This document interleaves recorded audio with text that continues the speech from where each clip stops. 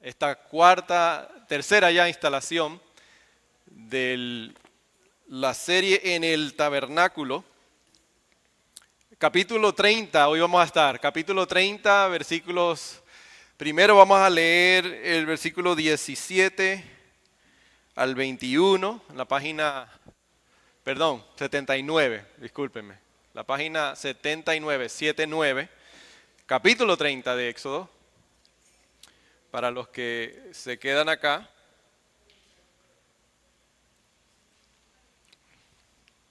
We're going to be in page 79 in the House Bibles, Exodus chapter 30. Y esta semana vamos a seguir explorando el tabernáculo y todos esos elementos que hemos venido haciendo. We've been studying the tabernacle itself. Yo sé que para algunos que hoy nos visitan por primera vez o están con nosotros de visita, yo sé que hay algunas cosas que tal vez lo puede haber hecho sentir un poco como incómodo o créame, siéntase con toda la libertad, siéntase cómodo. Si usted no sabe buscar en la Biblia, no hay problema. Nosotros vamos a darle todas las herramientas que usted necesita para que vaya escuchando y siguiendo.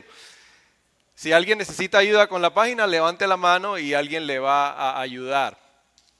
¿Qué es el tabernáculo? Ahí le voy a poner una foto para que esté viendo. Esa es una imagen más cercana, esta es una imagen más lejana. It's a closer image, a further image. Créame, entiendo, reconozco que estos pasajes son difíciles al estudiarlo. We've recognized that these are hard Bible verses to read. Son difíciles, son muy tediosos. Pero hay que seguir estudiándolo. We still have to read them porque nos enseñan una imagen súper poderosa. They give us an image of something that is very important. ¿Y qué es la imagen que nos presenta? Es el deseo de Dios de habitar entre su pueblo. It's God's desire to abide, to be with His people. Y eso lo dejamos ver hace 2 semanas, de que la presencia de Dios es lo más preciado para la vida de un seguidor de Jesús. Pero yo diría que para toda la humanidad, we said it a couple of weeks ago, God's presence is the most important thing in everyone's lives. It should be in our lives as Christians. Si somos cristianos, somos seguidores de Jesús, debe ser lo más importante. Y nuevamente es importante saber a dónde está el pueblo de Dios. We have to know where do we find the people of God in this narrative. Están en el desierto. They're in a desert.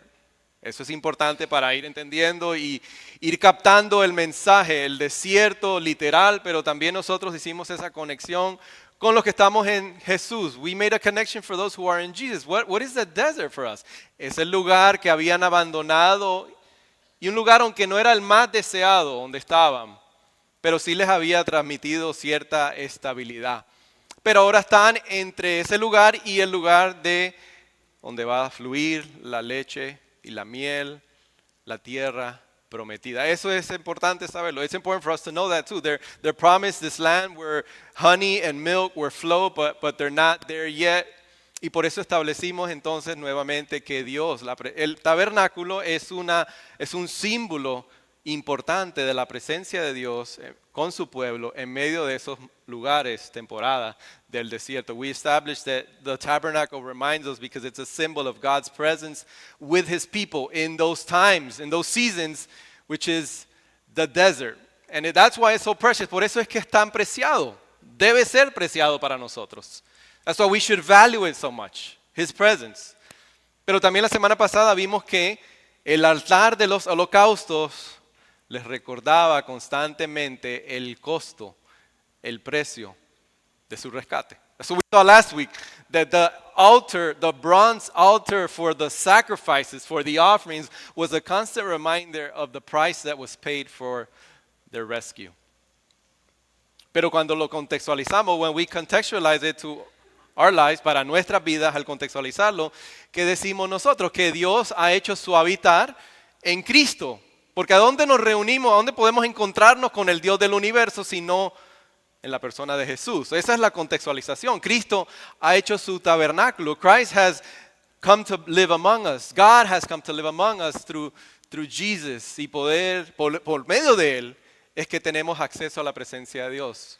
Pero no solo en la montaña, not only in the mountaintop experiences, pero en el día a día, en el desierto, en el día a día, in the everyday things, we can find His presence in Jesus Christ. Y Él es el fin entonces de todo el sistema sacrificial y de todos los sacrificios. ¿Por qué? Como dijimos lo que estábamos aquí el viernes, que la cruz entonces viene siendo nuestro altar. The cross is that altar for us. ¿Por qué?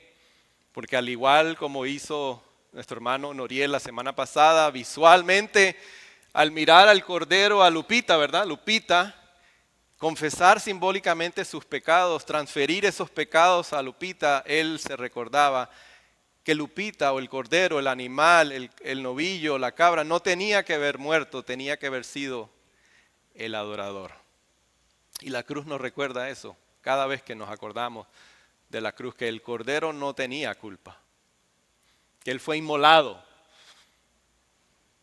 Por eso venimos ante un trono celestial. That's why we come before the altar. We come before the cross. Y por eso concluimos que nuestro rescate, our rescue has no comparison. No se puede comparar con nada el rescate que hemos recibido por fe y por gracia en Cristo Jesús.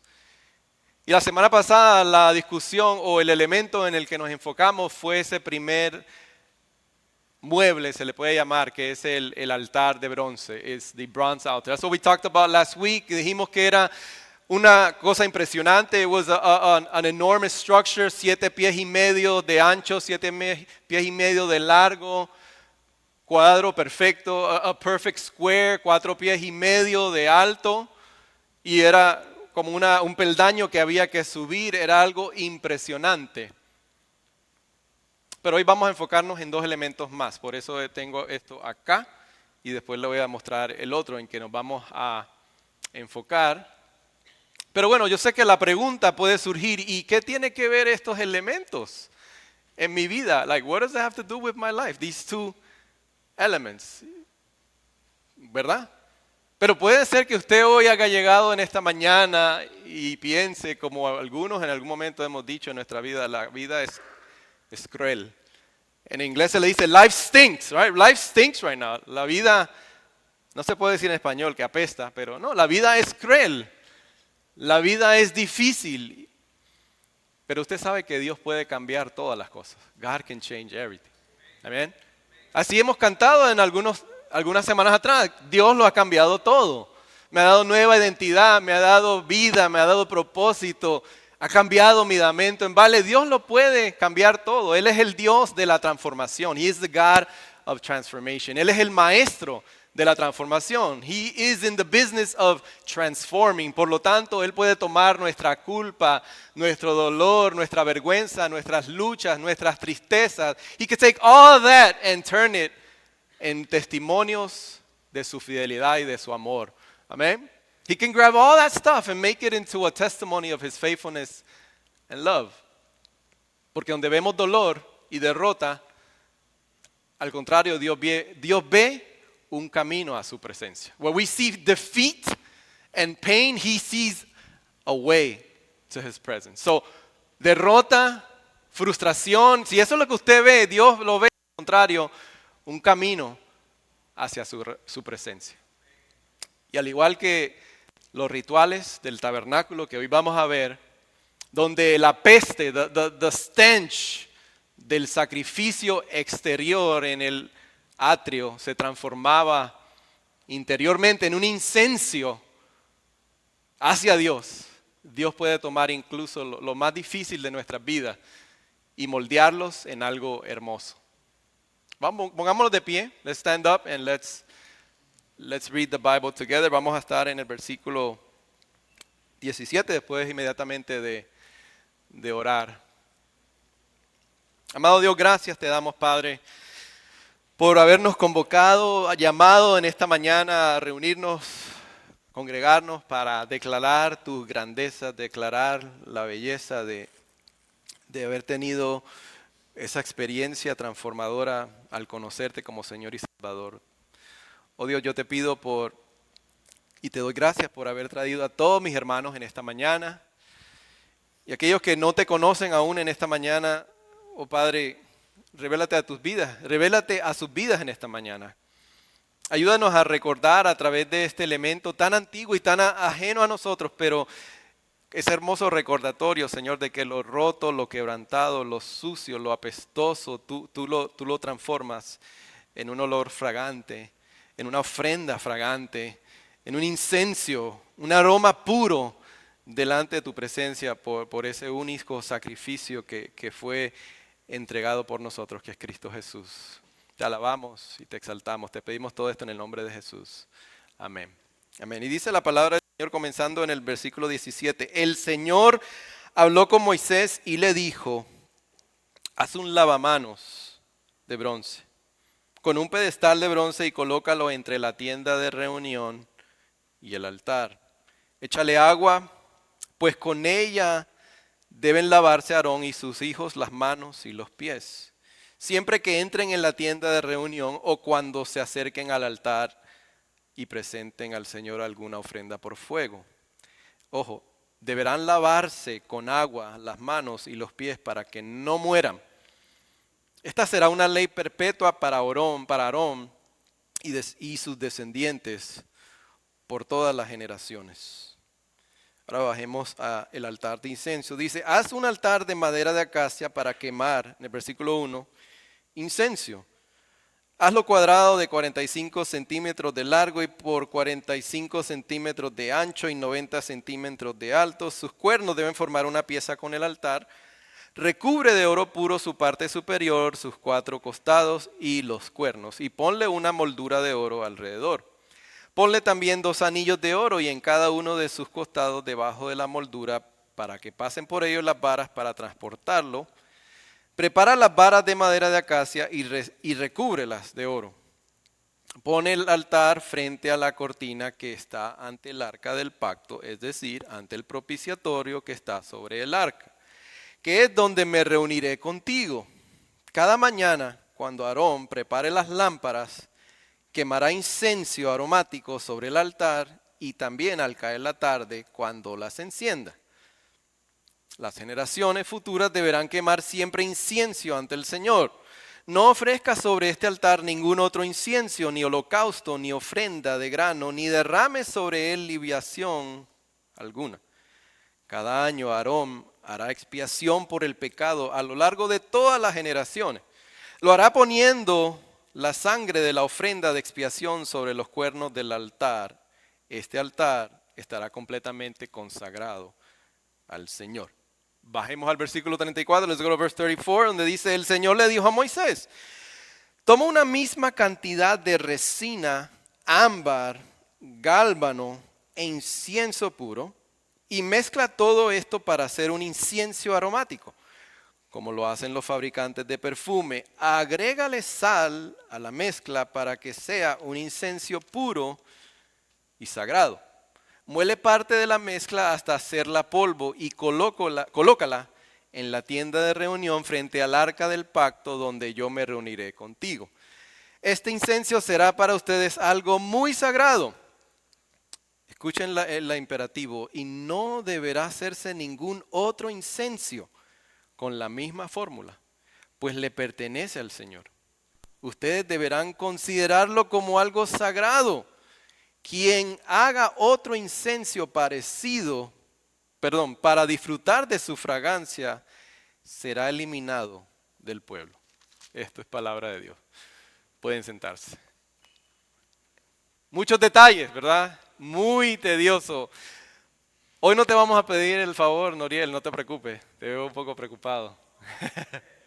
No, muchas gracias. De verdad que fue muy útil el visual de nuestro hermano la semana pasada. Bueno, mis amados hermanos, le pongo ahí rapidito porque tenemos que avanzar. Esta es una imagen de el templo el tabernáculo, pero sin los elementos del atrio, que es el lavamanos y el altar de bronce, el cual vimos la semana pasada. This is an image of what we would see as the tabernacle.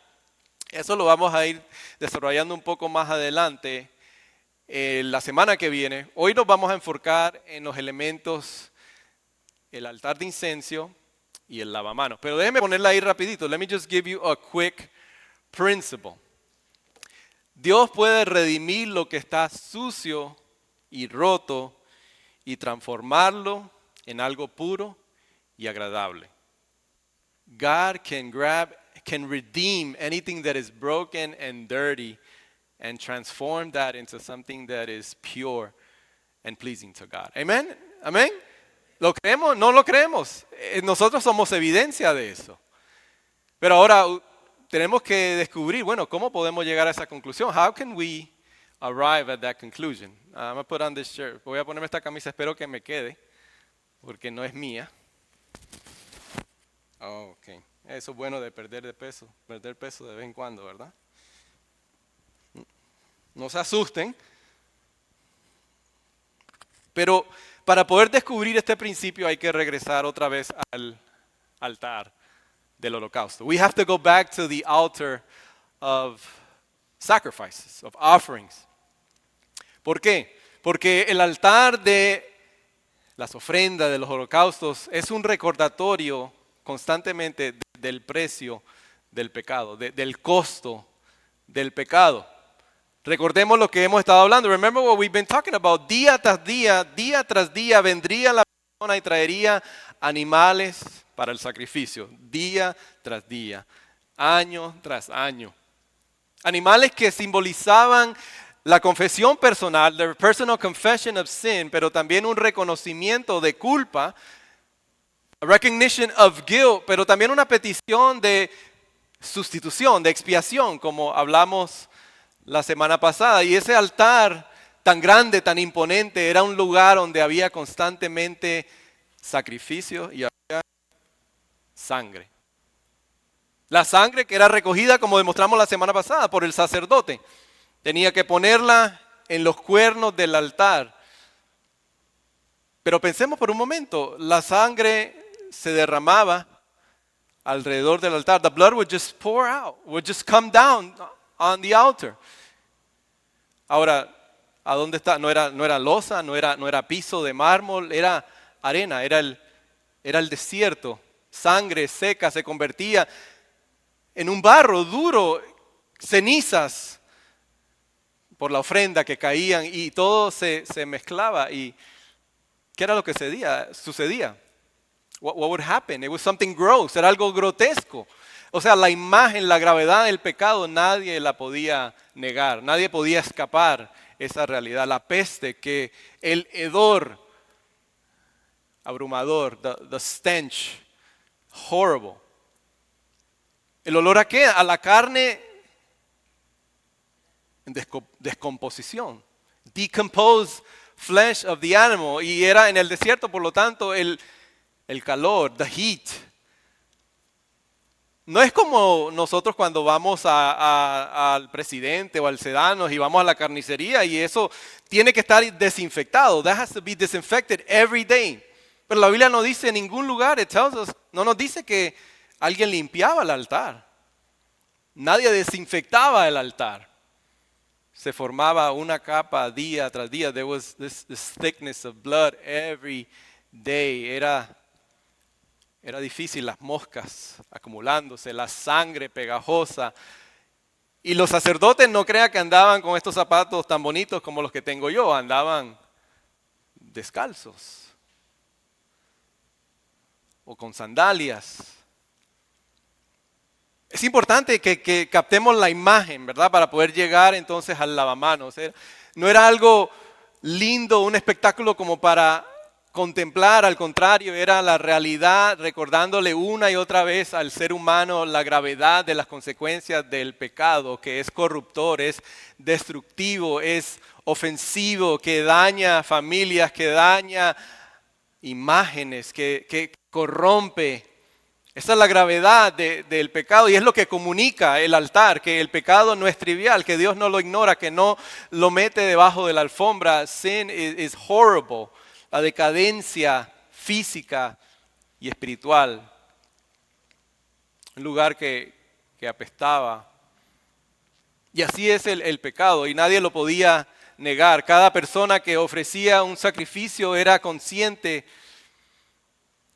de que eso no solamente estaba experimentando dolor por el animal, como lo vimos la semana pasada, pero era algo que le recordaba su culpabilidad. Y los sacerdotes, así, llenos de sangre, las manos se tenían que limpiar. You would have to clean yourself. No había otra manera y era un recordatorio. Sus pies, sus manos, una y otra vez el polvo. Pero era un recordatorio que necesitamos un intermediario entre el ser humano y Dios, porque Dios es un Dios santo. Y ese es el carácter del pecado. Ahora pasamos al lavamanos. Y ahí le voy a poner más o menos una imagen. No pude traer nada más cercano a eso, pero no va a ser igual a este. Pero miren la pantalla, no se me distraigan. No os preocupéis que ahí no se cae. Está bien. Pero ahora pasemos a el lavamanos. Del caos del pecado, del altar de los sacrificios, ahora a la solemnidad de la tienda dentro del lugar santo. Ahora vemos un poco la transición que va sucediendo, que van dejando atrás los sacerdotes el desorden del pecado y la impureza para ahora de entrar a un lugar dedicado a la comunión con Dios, que es el lugar santo. Se supone que estaba llena de agua, el agua no tenía nada específico, nada especial del agua. No, lo único que hacía era proporcionarle, no único, era mucho el agua para que los sacerdotes se lavaran las manos que estaban llenas de sangre y los pies también que estaban sucios, porque se iban a acercar ahora a la presencia de Dios, because they would be coming into God's presence. Por lo tanto, ese acto de lavarse las manos, lavarse las pies, no solamente fue algo práctico. It wasn't just something practical, it had something profound, it was symbolic, era algo simbólico. Cada vez que ellos se lavaban las manos y se lavaban los pies para acercarse a Dios, eso le recordaba que para acercarnos a Dios debemos de tener una pureza externa, pero también una pureza interna. Amén. Ese es el recordatorio. It's a constant reminder. Pero también es un buen recordatorio de que aunque el pecado necesita ser expiado, necesitamos un sustituto y trae contaminación, Dios puede ofrecer limpieza. God can offer cleansing. Sin contaminates, it requires expiation, forgiveness, but God brings cleansing. Solo Dios puede traer limpieza. Y fíjese que el sacerdote no podía pasar de un lado al otro porque él quisiera, no, tenía que primero pasar por este proceso de purificación, tenía que someterse a este proceso de purificación. He had to undergo this process of purification. Why? Porque había estado en directo contacto con la muerte, con la sangre. Y al entrar a la presencia de Dios, al lugar santo, entonces tenía que pasar por este proceso de preparación. Un proceso que ningún otro israelita había experimentado, solo él.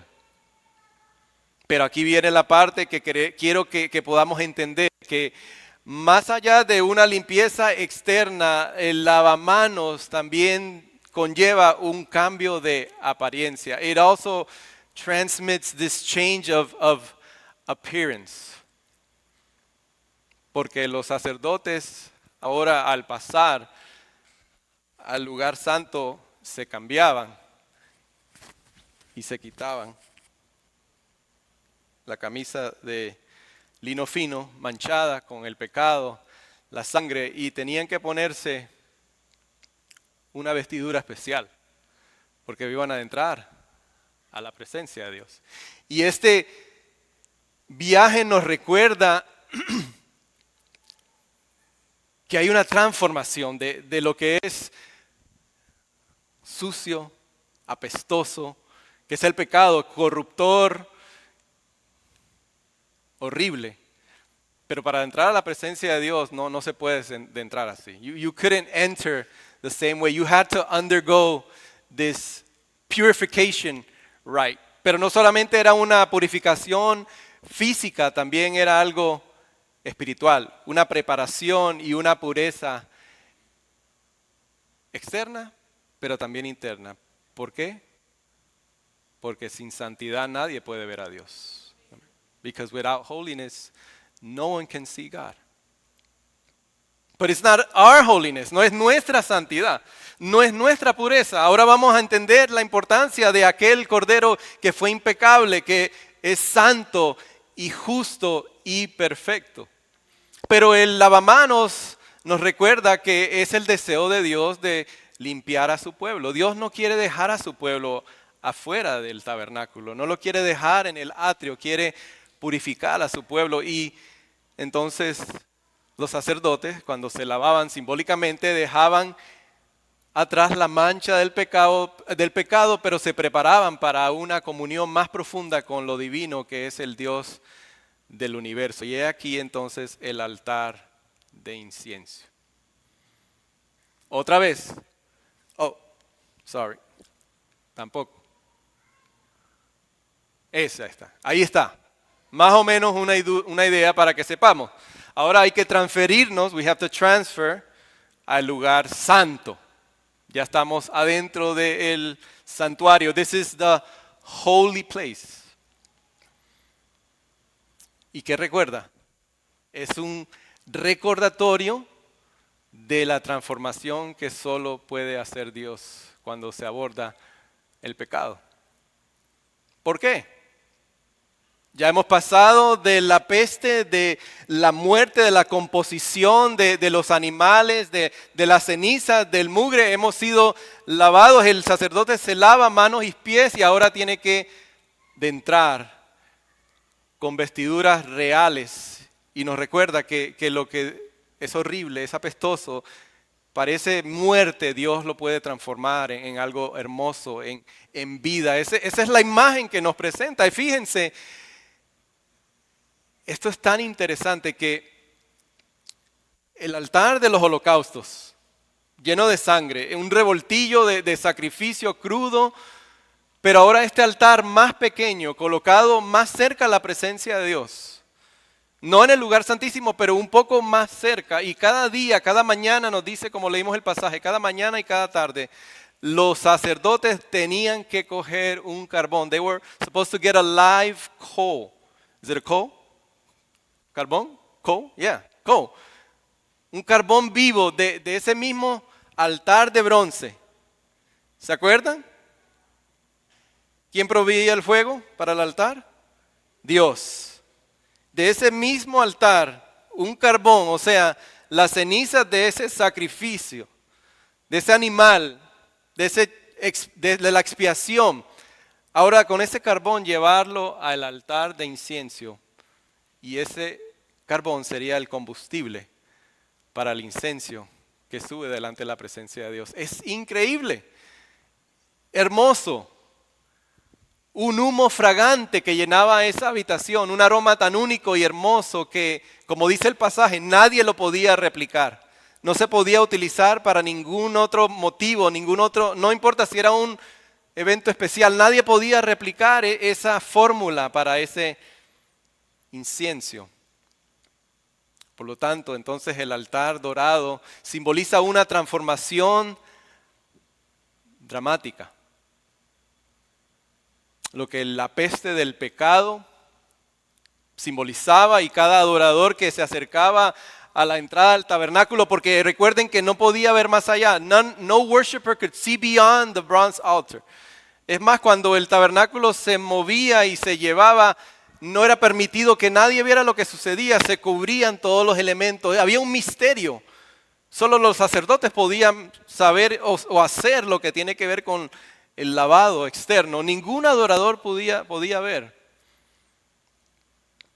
Pero sí le recordaba que ese incenso era un recordatorio de esas cenizas, de ese sacrificio que fue ofrecido, de ese carbón que ahora, ese combustible para mantener el incenso por la mañana y por la tarde, de ese olor desagradable que es la muerte, que es el pecado, que es la decomposición, ahora a un altar donde el aroma, el incenso que sube a la presencia de Dios es algo agradable a Dios. Dios transforma lo feo, lo sucio, lo desagradable, en algo agradable y puro, en su presencia. Solo Él puede hacer eso. Solo Él puede convertir algo que hiede a muerte en algo fragante y aceptable delante de su presencia. Y eso es lo que nos recuerda el altar de incienso. Es una imagen que Dios no deja el sacrificio ni al que sacrifica el animal en la contaminación, sino que lo cambia, lo limpia, lo purifica hasta el punto de que lo hace digno, no por méritos propios, sino por un mérito ajeno a entrar a la presencia del Dios santo, justo y perfecto. Pero yo sé que muchas veces podemos decir, la vida apesta, la vida es cruel. Life sucks, es lo que se dice en inglés. Life stinks. En este mismo momento podemos estar diciendo eso, la vida es cruel. La vida apesta, pero recuerde, Dios puede tomar lo que apesta, que es tu tristeza, tu vergüenza, tu fracaso, tu desilusión, y convertirlo en una ofrenda fragante delante de Él. Eso es lo que nos recuerda. He can turn that into a pleasing aroma before His presence. Think about your trials, think about your struggles. Piensa en sus pruebas y sus luchas, las que posiblemente estamos enfrentando en estos mismos momentos. Dios puede tomar incluso eso, sus pruebas y sus luchas en estos mismos momentos, y convertir eso en nuestros mayores triunfos, en our greatest victories, y usarlo como un peldaño a su presencia. Use it as a stepping stone. Your frustration right now, what you call as causing your life to stink, He could use that as a stepping stone to His presence. Because dígame cuántas personas no se han visto en situaciones así y en esos momentos han buscado la presencia de Dios. No necesitamos esa experiencia, pero quiere Dios que sepamos que Él es lo más preciado en nuestras vidas. He wants us to know that He is the most precious thing in our lives. Y ese es el mensaje del Evangelio. That is the message of the gospel, family. Que Dios no nos deja afuera. He doesn't leave us outside. He doesn't leave us He doesn't leave us outside. No nos deja fuera del lugar santísimo. No nos deja apartados de su santidad. Sabe que ese mismo incienso que subía era necesario para que cuando la presencia de Dios descendía sobre los querubines, el sacerdote no cayera muerto. Porque nadie puede ver a Dios y quedar vivo. Pero el incienso que subía era un intermediario, recordándole al sacerdote. Pero ahora a nosotros no nos tiene que recordar, porque ¿quién aquí ha caído muerto después de haber estado en la presencia de Dios? Ninguno de nosotros, nobody. ¿Por qué? Porque estamos unidos al amado, al justo, al Redentor, que es Cristo Jesús. Ese es el mensaje del Evangelio, que Él envió a Jesús, su Hijo, que vivió perfectamente como el Cordero que quita el pecado, el Cordero de expiación, cumpliendo así el propósito del altar de bronce. He fulfills the purpose of the bronze altar. ¿Por qué? Porque su muerte, su vida, su sepultura y su sacrificio nos demuestra que ahora nosotros podemos ser acercados a Él. Ahora podemos hacer hechos nuevos. We can become new people, purified, cleansed from our sins. Y esto es lo que capta el apóstol Pablo. This is what the apostle Paul captures when he writes to the church at Ephesus. Mire lo que él dice. Él dice, Cristo, this is the indicative. Este es el indicativo que él está diciendo. Esto es, si usted, if you've put your faith in Jesus, si usted ha puesto su confianza en Jesús, no regrese hacia la sombra. Don't go back to the shadow. Adelántese a la realidad. Come to the reality. Y él dice, Cristo nos amó. ¿Y cómo lo demostró? Él se entregó a sí mismo. Recuerden todo lo que hemos estudiado. Remember everything we've studied. El lavamanos, el altar de incienso, el altar de bronce. Lo que todavía nos falta, pero Él se entregó. ¿Se acuerdan a Noriel? Lupita, lo siento mucho, transfiero mis pecados. Cristo se entregó, tú transfieres tus pecados a Él, pero no se queda ahí, Él transfiere su santidad a ti. He transfers His holiness to us. Y mira lo que Él dice, Él se entregó a sí mismo por nosotros, ¿como qué? Como ofrenda y sacrificio fragante, incenso, fragante a Dios. Dios lo cambia todo. Amén. Lo que apunta a la cruz del Calvario, la transformación, transformation and sanctification. That's a big word, es una palabra grande para decir el proceso de ahora ser cada vez más y más transformado a la imagen de aquel que nos salvó. Dios comienza su obra en nosotros. God begins His work in us. Él comienza a eliminar la peste en nuestras vidas. No la peste de la gripe, no la peste de mal olor, no, la peste del pecado en nuestras vidas. Y eso se convierte en una ofrenda fragante delante de Dios. Amados hermanos, por eso traje esto aquí, porque esto me lo regalaron mis padres, todavía lo tengo, hace unos años atrás. Pero ¿qué es lo que sucede? ¿Lo pueden oler, este olor? Can you smell it? ¿A quién le gusta oler mal aquí? Who likes to smell bad? Nobody likes to smell bad, right? ¿No? Pero este olor me lo puse por la mañana, pero ya no lo huelo. Es más, cuando vaya a la casa y me bañe, no lo voy a oler más.